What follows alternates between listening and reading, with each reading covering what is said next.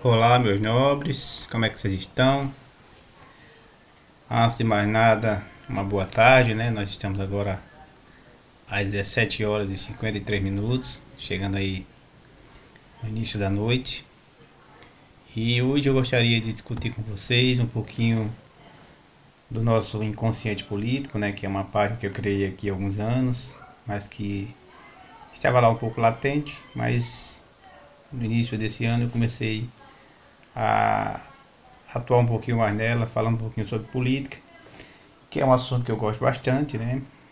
Como eu falei para vocês, eu não sou um político de carreira, eu sou uma pessoa politizada, diferente. E meu intuito aqui, como professor, é esclarecer ou trazer à tona algumas informações, né? Algumas informações que estão relacionadas ao conhecimento político que todos nós brasileiros devemos ter acesso, não é? E uma das questões que eu queria abordar hoje, aliás, a questão que eu queria abordar hoje, já abordei vários temas, né? Mas o tema de hoje é sobre o Estado brasileiro, né? Nós sabemos que o Estado é uma estrutura extremamente organizada que tem uma função administrativa, né, de um país, de uma nação, né? E especificamente o nosso Estado, né, o Brasil como Estado, né? Quando eu falo Brasil como Estado, eu falo de todas as suas estruturas administrativas, né? Ele tem uma função, o Estado, né, tem uma função extremamente importante para manter o equilíbrio social, civil, né, dentro das nossas fronteiras. Mas muita gente tem a impressão, né, inclusive eu tinha essa impressão, que o Estado, ele, principalmente quando eu falo Estado, eu estou falando do Estado brasileiro, então que o Estado brasileiro ele é ineficiente, ou seja, ineficiente no sentido de ser mal gerido, né, ou coisa do tipo. Só que o nosso Estado ele é extremamente eficiente. Talvez a gente não tenha essa percepção do tamanho da eficiência do Estado brasileiro, mas é fato, né? E todas aquelas pessoas que têm um pouco de domínio, né, das estruturas sociais e políticas que regem o nosso país sabem disso, sabem do que eu estou falando, do que eu estou dizendo aqui. Então ele é extremamente eficiente, sim. A questão aqui é para que, assim, para quem ele é eficiente, né? Ele é eficiente, mas para quem? Se a gente sabe, né, pelas nossas experiências no dia a dia, que muita coisa nos falta. Falta uma educação de qualidade, falta uma assistência social de qualidade, falta uma saúde, né, que possa nos ajudar nos momentos que a gente está precisando dela, doente, né, ou a questão das vacinas, né, sem esse cunho ideológico que, por falar nisso, né, já voltou à tona novamente, se vacina faz bem ou se faz mal. Então existe essa cultura no Brasil que antes não existia, que a vacina é um tipo de paliativo, né, um tipo de, de, de conquista populacional, nós conquistamos isso, né, desde a época lá dos anos 50, né, mas que a vacina é algo que não é bom para a nossa sociedade. Então existe esse discurso, que pode transformar as pessoas em gays, em macacos e por aí vai. Enfim, né? Então, para quem de fato o Estado ele é uma estrutura eficiente? Já que nós, as pessoas comuns, não temos essa percepção real. Né? Então, para quem é que ele é eficiente? Bom, o Estado brasileiro ele é eficiente para as pessoas que são privilegiadas. Então, existe uma quantidade de pessoas muito pequena, né, que faz parte ali de uma classe social também muito restrita, que é a classe dos privilegiados. Né? Essa classe não é a classe a que nós, os pobres, pertencemos. Né? É a classe que nós chamamos de dominante, né? Ou popularmente conhecida como burguesia. Então, se você não é burguês, é claro que você não é alguém que está sendo assistido, que está tirando proveito dessa eficiência estatal. Né? Mas às vezes você acredita, né? Você pode acreditar que é burguês. Essa é uma questão interessante, né? Que muitos brasileiros acreditam que são ricos, né? Semana passada eu estava vendo fui fazer umas compras lá no mercado e uma pessoa certamente de outro espectro político, perguntou lá quanto é que era o quilo da costela. A pessoa falou assim, o vendedor disse, não, tá R$ 15 a costela. Ah, mas a gente faz 13 se for à vista. O cara deu um pulo para trás e disse, esse governo vai acabar com o agro. Como se ele fosse rico, como se ele tivesse alguma terra, fosse produtor, criador de vaca, criador de boi, né, ou produtor de soja. O cara, desculpe o palavreado aqui, um lascado igual a todos nós, né, com as unhas cheias de terra, de trabalhar alugado, como trabalhador proletário que é, ou seja, que vende a força do seu trabalho para manter-se vivo. O cara veio falar na defesa dos ricos, do pessoal do agro, como se ele fizesse parte dessa classe. Então,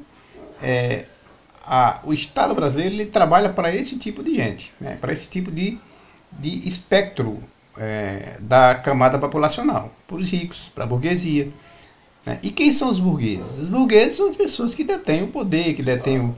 Quando eu falo poder, eu falo do dinheiro, eu falo dos meios de produção, não é?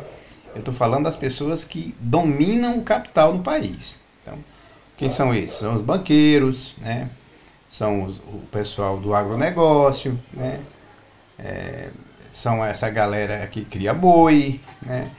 São essas pessoas que dominam, não aquelas lutas lá no campo religioso, aquelas que fazem a arminha, que são os donos da arma, no caso os pastores, esses são os donos do capital, né? O restante é tudo trabalhador. Trabalhador não é rico. Por que ele não é rico? E por que ele não é burguês? Porque ele vende a força do trabalho dele. Ah, mas eu sou um professor universitário, eu ganho 40 mil por mês. É um trabalhador.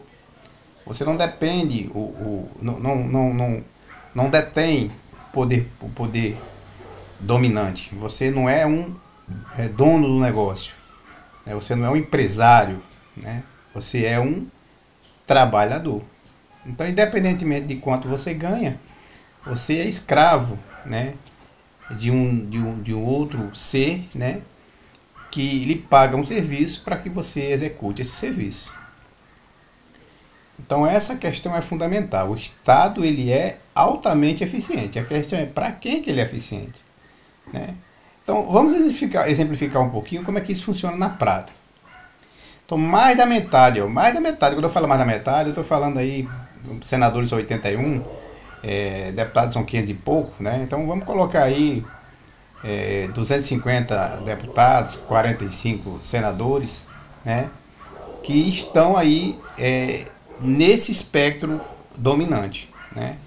Pode até que não seja o burguês, pode até que não seja dono dos meios de produção, mas ele representa esse meio de produção, representa esse burguês, né? Então o parlamento é formado por uma bancada ruralista, por exemplo, né? Que mais de 50% dessa bancada parlamentar é ruralista. A gente conhece essa bancada ruralista como a bancada do boi, né? Muita gente sabe que quando se fala em ruralista, está se falando da bancada do boi, né? Mas também dentro dessa bancada do boi você tem a bancada da soja, né? Tem o pessoal que produz o milho, tem um pessoal que produz o feijão, tem um pessoal que produz a cana de açúcar. Então tem ali uma classe de produtores que detêm, são donos das terras, portanto eles dominam a produção, seja de animal, para corte, para leite, ou seja, de insumos alimentícios para exportação, como é o caso da soja. Então esses caras eles têm um poder gigantesco dentro do Congresso Nacional.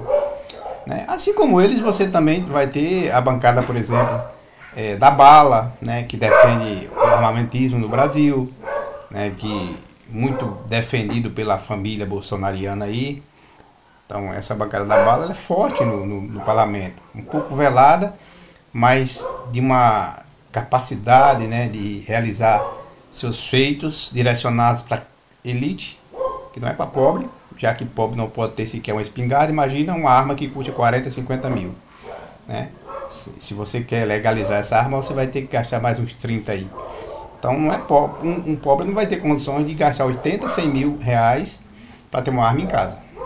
Então a gente já sabe que a arma, né, essa bancada armamentista, ela está direcionada para um público específico de pessoas que têm grana, que podem até não fazerem parte da burguesia, não serem burgueses, não serem donos do dinheiro, não serem donos dos meios de produção, mas são pessoas que estão ali num nível de produção de capital, né? Seja por exploração, seja por exploração de meios de angariar recursos financeiros, né? Seja por exploração criminosa mesmo, enfim, essa galera tem um poder, né, gigantesco para se manterem aí pulsando dentro do Congresso Nacional, né? Seja a bancada da Bíblia, né? Que você pode até dizer assim, não, mas a maioria dos cristãos não são pobres. Sim, são. Mas quando se fala de bancada da Bíblia, a gente fala daquelas pessoas que dominam esses pobres na igreja, né? Você não imagine que o cara, por ser cristão, ele tem algum poder, né? Um poder solitário dentro desse sistema político. Não, mas ele está dando aval, né, para os grandes donos do dinheiro, os pastores, pessoas que têm uma relação de poder intensa dentro desse meio, não é? E a galera lá que é a massa de manobra, diga-se de passagem, viabiliza, né, tal aval para que essa gente poderosa possa realizar seus feitos dentro do Congresso Nacional, pensando sempre em si, né? Haja visto o que aconteceu, por exemplo, no governo do senhor passado aí, né? Que isentou, né, todos os impostos dos pastores das maiores igrejas do Brasil. Ora, os caras são milionários ou bilionários, né? Mas esses não pagam impostos, ou seja, eles parece que a relação deles com Deus, né, dará aval para que eles não sejam obrigados a pagar impostos como todas as pessoas comuns do Brasil pagam. Eles são diferentes da gente. Então, quem garante isso? A bancada da Bíblia, né? Tem a bancada dos bancos, muito forte. Já visto que são os bancos que comandam o nosso país, que comandam o sistema financeiro do nosso país, né? Os sistemas de crédito, o sistema de juro, né? Se o juro sobe, se o juro desce, né? Se nós temos direito a mais ou menos crédito. Então tudo isso é gerido pelos bancos que ganham fortunas em cima da gente, né? Através da especulação, através de pegar dinheiro nosso emprestado a juros baixíssimos e vender o nosso dinheiro a nós mesmos por juros exorbitantes. Não sei se vocês sabiam disso, mas é assim que os bancos se viram. Vocês acham que os bancos pegam dinheiro deles para gastar com a gente, para emprestar para a gente, a juros de 13, 15, 20% ao ano? Não, meus amiguinhos, né? Esse dinheiro, esses recursos que saem dos cofres dos bancos, sejam eles públicos ou privados, né? Eles saem não porque pertencem aos banqueiros, mas porque nós colocamos esse dinheiro lá. Eles usam o nosso dinheiro, nos pagam míseros 0,5% ao mês e emprestam a 5, 6% ao mês, né? Nosso cartão de crédito, nosso cheque especial, já foi quase 14%, né, no governo passado. Baixou um pouquinho, né? A gente chama de taxa Selic, mas ainda assim está muito alta. Se baixar mais ainda, sabe o que os bancos vão fazer? Parar de emprestar dinheiro, né? Porque não é mais rentável para eles. Só interessa para o banco ganhar dinheiro se ganhar muito. Ganhar pouco ou ganhar relativamente pouco não é interessante para o banco. Então a bancada dos bancos também é muito forte. Dos empresários. Vocês acham que os empresários vão ficar de fora? Os grandes empresários? A relação dos empresários com o trabalhador é uma relação de absoluta exploração, né? Não existe empresário benevolente que fazem as coisas pensando no trabalhador. O capitalismo tem essa nuance de que sempre alguém que tem um domínio da produção que vai explorar aquele que não tem. E hoje, né, no capitalismo, quem domina o sistema produtivo são os donos do capital, não é o trabalhador. Né? O capitalismo é assim. Existe uma relação de exploração, não do trabalhador ao empresário, ao patrão, mas do patrão ao trabalhador. Né?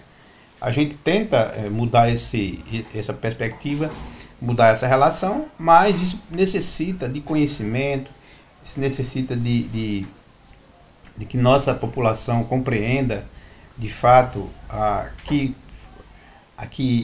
classe social ela pertence. Enquanto nós não tivermos essa certeza de pertencimento, né, aceitarmos, né, essa zona de pertencimento, a gente vai continuar defendendo aqueles que nos exploram.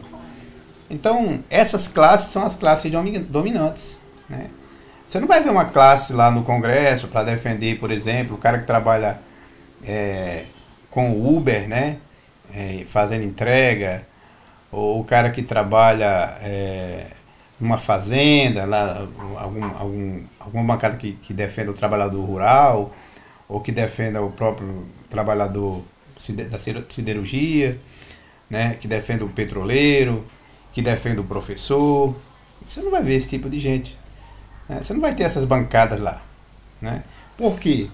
Porque o Estado ele tem uma finalidade, e a finalidade do Estado é proteger, né, essas classes dominantes que eu acabei de citar agora. Não faz sentido o Estado proteger a mim ou você. Né? Eu sou professor, por exemplo. Né? Você é o quê? Trabalha na prefeitura, trabalha num hospital, né? Trabalha na empresa do cara que produz alumínio, trabalha na empresa do cara que instala placa solar. Você é um trabalhador. Não existe política para você. Né? Então o Estado é eficiente para quem vai controlar você. É isso que você precisa entender. É isso que todos nós precisamos entender. E é a partir daí que vai surgir lampejos de revoluções. As revoluções só acontecem... Quando eu falo revolução, não estou falando aqui em pegar em arma e brigar com ninguém. Né? Falar nisso, o Marx nunca falou sobre isso. Né? Você está matando ninguém, seu teu patrão, para você tomar o poder do patrão. Não. Revolução é você compreender as bases que lhe sustentam, né? As bases sociais, políticas que lhe sustentam, e você lutar pelos seus direitos, né? Porque você é que produz a riqueza. Ah, mas o meu patrão entrou com dinheiro, meu amigo. O dinheiro do patrão sem trabalho não vale nada. Se o patrão tem uma padaria, né, e ele não tem o padeiro, ele não vai poder fazer o pão. O dinheiro dele vai mofar e ele não vai poder construir mais dinheiro. Então, para construir dinheiro, precisa de trabalho. E quem executa o trabalho é o trabalhador, que é você. Entendeu? E o Estado ele não trabalha assim. Ele não vai defender você. Essa é a questão fundamental. Tá certo? Então, para essa gente, o Estado é extremamente eficiente. Ele é ágil, ele é muito generoso, né? Para essa gente. Para a gente, não. Tá certo? Vamos parar um pouquinho, vou pensar no segundo, para ver se a gente não está... se eu não estou falando a verdade, né? Imagina aí, por exemplo, você ganha muito bem uma empresa, né? Como é que chama? O cara que é um dos diretores da empresa, né? O CEO, né, da empresa, e o dono da empresa lhe paga um salário de 50 mil reais por mês. Então você ganhou 50 nesse mês, 50 no próximo, 50 então um ano, né? Você 12 meses aí, você ganha uma tonelada de dinheiro, né? Você vai ganhar aí, colocar aí 600 mil reais por mês aí, né? 600 mil reais. Já fez um pé de meia. Certo dia o dono da empresa não está muito satisfeito com o seu trabalho, você não está produzindo aquilo que está ali em equidade com o salário que o teu patrão te paga, e ele está te achando improdutivo e te bota na rua. Você tem duas alternativas agora. Você pegar esses 600 mil reais que você talvez não tenha guardado todo, né? Porque você precisa comer, alimentar a sua família, ter um padrão de vida bom, ter um carro bom. Digamos que lhe sobrou aí uns 200 mil, né? Para você iniciar a sua vida. Né? Você vai iniciar a sua vida, né? Se você tiver sorte, você vai se transformar num explorador como ele. Se não, você vai consumir todos esses 200 mil reais e vai voltar a estaca zero e ser uma pessoa comum, pobre, como a maioria dos brasileiros. É isso que acontece com o trabalhador. Por mais que ele ganhe bem, por mais que ele tenha acesso a recursos financeiros que são extremamente satisfatórios para a vida aqui no Brasil, né, vida financeira, né, social que ele vai desenvolver aqui no Brasil, ele é alguém que depende de uma outra pessoa.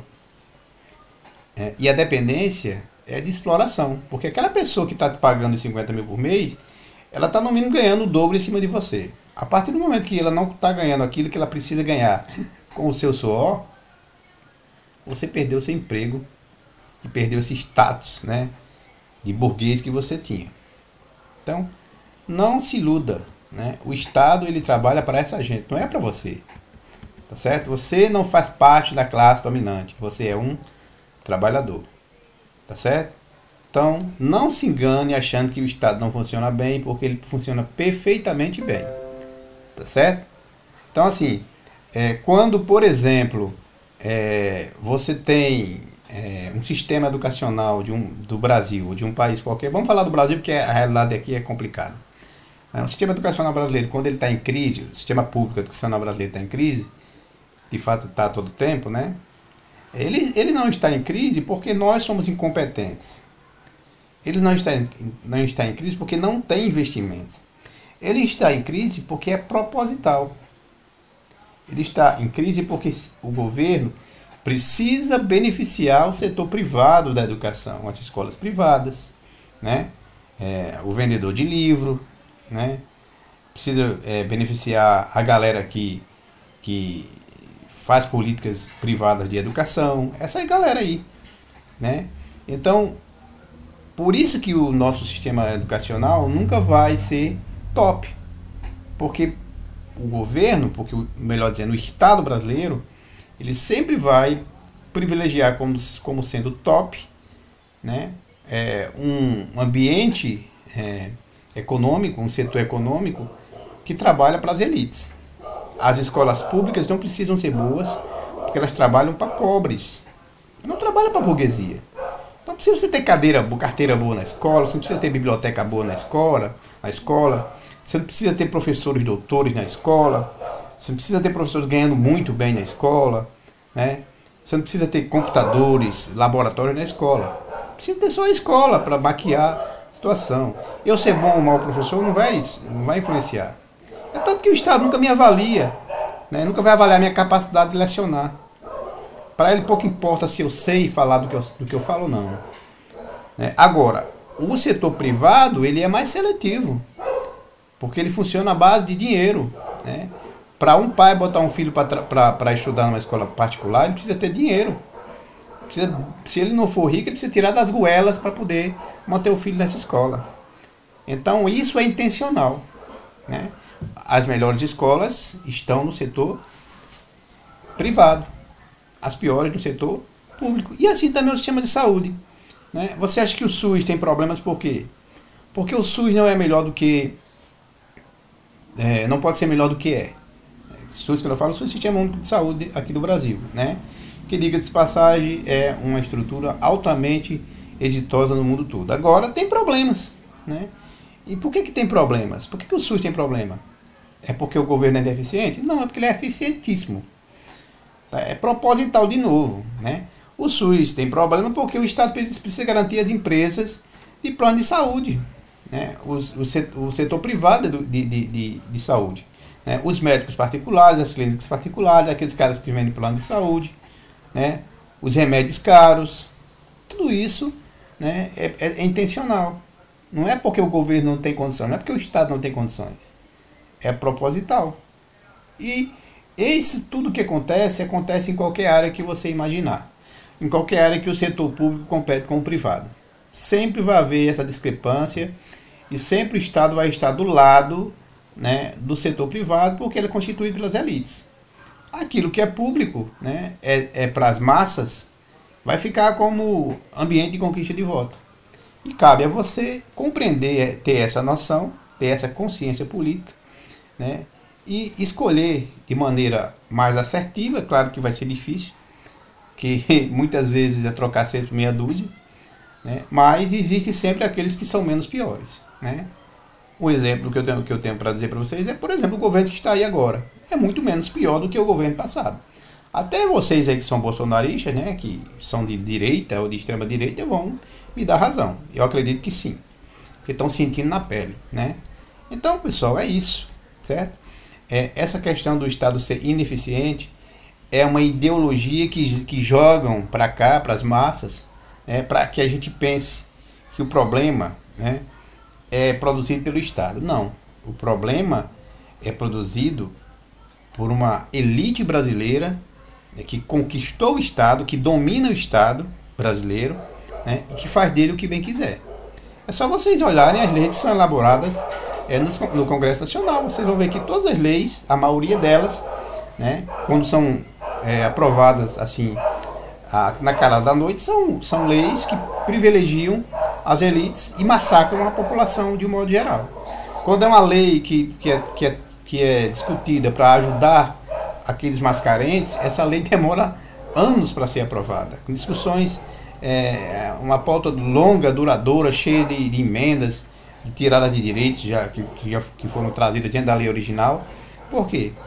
Porque nunca vai ser bom para eles. Sempre vai ser bom. Aquilo que é bom para eles é ruim para a gente. E aquilo que é bom para a gente é ruim para eles. Entenderam, galera? Então é isso. Fiquem com Deus e até a próxima discussão, se assim Deus quiser.